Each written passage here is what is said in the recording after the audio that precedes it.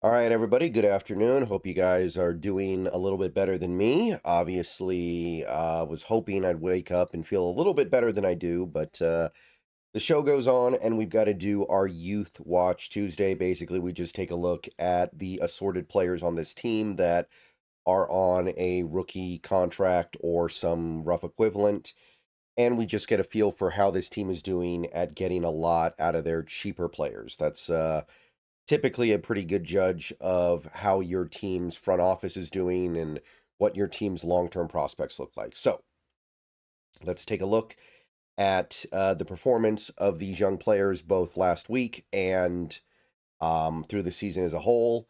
Remains pretty darn strong, especially, I mean, think about where we were 4 years ago with this stuff. 4 years ago, we weren't getting anything out of these guys. These young guys on the team, they basically didn't exist. We didn't really have young, good players on the team at that point. Back in 60 seconds. All right, guys, let's take a minute so I can tell you about Sleeper, a one-stop shop for all your sports needs. You can celebrate and chat on sports games in real time with other users. You can get the fastest scores, blazing fast sports news and sports alerts right at your fingertips. And of course, you can use Sleeper to play in fantasy leagues and win real money on picks contests. This is the way sports were meant to be enjoyed together. So download Sleeper today. Use promo code SBN to get up to a $100 match on your first deposit. And you can pair that with another promo they have right now where you can get a $20 entry free with no deposit required. So get both of those things going. Terms and conditions apply. See Sleeper's terms of use for details. Currently operational in over 25 states and growing. So check out Sleeper today. Get to it and go have some fun with sports this year. All right, welcome back. So, Milrow, I believe, was inactive. He didn't play either way, but I believe he was inactive, so we don't have to think about that one today. So we go right to the running backs, and there really wasn't a lot there either. Walker did do the better of the two, and he continues to have a much better season. PFF actually thinks that Walker is one of the best running backs in the league, despite his relatively disappointing production. He's on pace for about 1,000 yards from scrimmage total on the season, which in a contract year is probably not what he was hoping for, but still efficient, still effective. I still think he's doing his job relatively well. It's just there aren't a lot of good opportunities for him right now. This last game, he was quiet. I don't necessarily think he played poorly, but yeah, we've got some difficulties on the interior right now, and we're not running the ball well because of it. Charbonnet was even less effective than that, though. He continues to have kind of a weak third year so far. Definitely a little bit disappointing. That's it for the running backs, though. Not much else to report.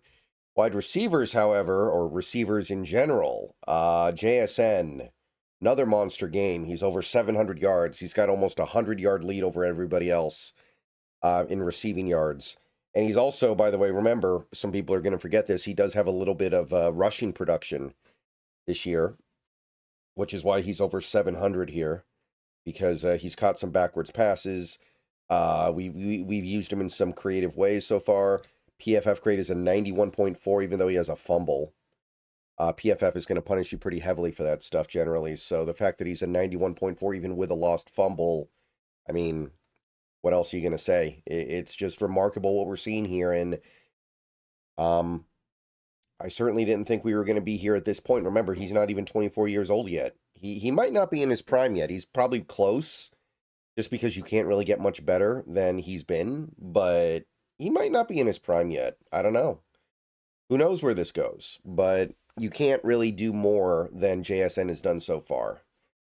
Orton, nothing in this game, although I do want to point out that this weekly segment does not include his punt receiving stuff, where he's a punt returner, and he continues to do pretty good work there. He obviously didn't have any big returns this week, but he's still doing his job, and I think that's really, really valuable, and I think that most Seahawks fans will understand that, because we've had guys returning punts in recent years that didn't do their job, and it cost us.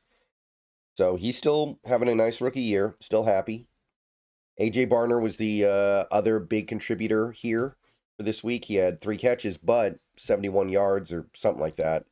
I think it was 71. Let me check and be sure here. Looks like it was 71, yeah. So He basically iced the game with his 61-yard catch. Other than that, he didn't do a ton, but he's blocking well too. And um, I had somebody in my comments, maybe it was a week ago, call him like a poor man's George Kittle. That might be where we're headed here. That might be about where we're going with Barner. That seems reasonable.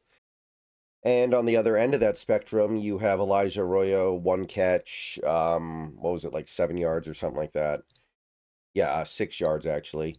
And poor PFF grade because they didn't like his blocking either, I think. Just a complete afterthought in this offense right now, and it's pretty frustrating because he's not really hurting this offense overall because the offense is producing at a pretty high level through 6 games, but you can definitely see where that second round pick, and a second round pick is really valuable, could have been expended on something that would have helped this team right now. And clearly, Elijah Arroyo is not going to be able to really help this team much right now. All right, offensive line, it was pretty mixed this week. Cross continues to play well. Maybe he's not taking that next step into superstardom necessarily like some people were hoping, but he's playing really good. And it's for whatever it's worth. His pressure count this year is going to be a lot lower, it looks like. He's at 9 after 6 games. That puts him on pace for like what, 25? Somewhere around 25 pressures allowed, which would be a big improvement over last year. Last year had some extenuating circumstances, obviously, but hey, pretty strong. And Zabel kind of going the other way here. I don't think he played that badly against the Jags, but for whatever reason, PFF dinged him heavily, and he's down to a 52. This is getting pretty close to Anthony Bradford territory.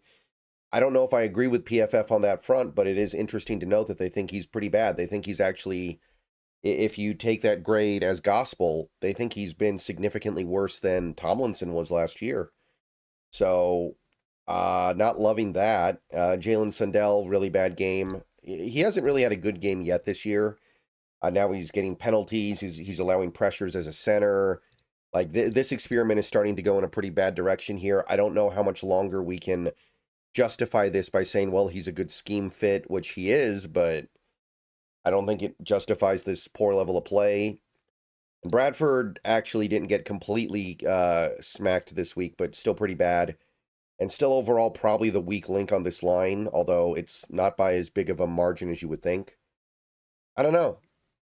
I don't know. It does seem like something's got to give here. And it's really hard to do anything at the midway point of the season. So that's why you take care of this stuff in the offseason. That's why you sign veterans in the offseason. That's why you attack things a little more aggressively in the draft in the offseason. So, ooh, excuse me. When you see Seahawks fans talking about guys like Jared Wilson, Tate Ratledge, this is why. This team is probably going to not be everything they could be because instead of players like that, they have guys like Jalen Sundell and Anthony Bradford out there. That's it for the offense, though. We're going to the defense now where, I mean, you guys know the story. Byron Murphy, monster game, 2 sacks, 4 tackles total, all those pressures. PFF still didn't like him very much, but on that front, I think I understand why PFF arrived at that conclusion, but I think I also can safely conclude that it's not an accurate reflection of his play. Mike Morris had a couple tackles as well, not a big impact either way, but he's grinding out there, and I appreciate it. We need it right now because of the Derek Hall injury. And linebacker Tyrese Knight barely played. He had a tackle, I think. I don't really know what's going on here at this point. And for now, I guess we got to ride with it because Drake Thomas did seem to play pretty well.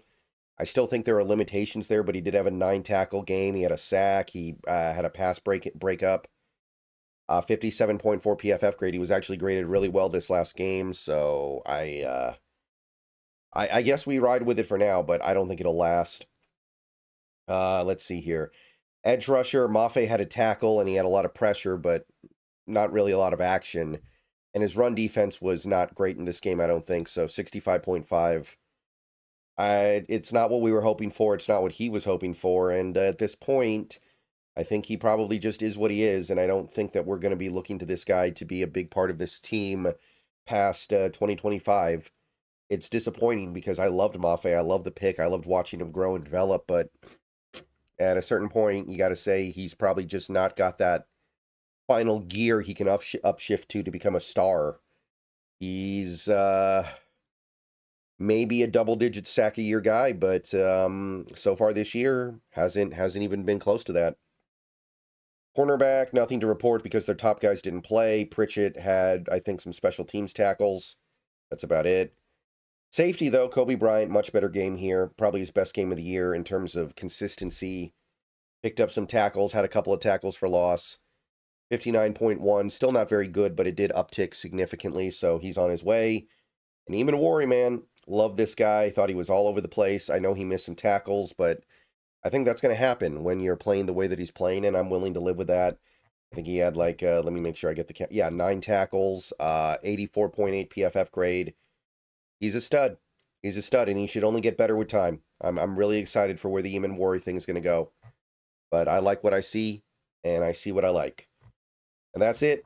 I mean, it's a good week, man. It's a good week. It's starting to become kind of expected from some guys. Like JSN has become such a dependable, reliable guy.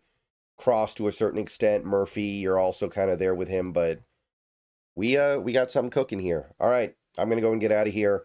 Hopefully, I have enough in me for another video later today. It'll probably be the rooting guide post-mortem, but when you feel like this, guys, you don't want to do anything. You really don't want to do anything when you feel like this. That's all I can say. All right, go Hawks.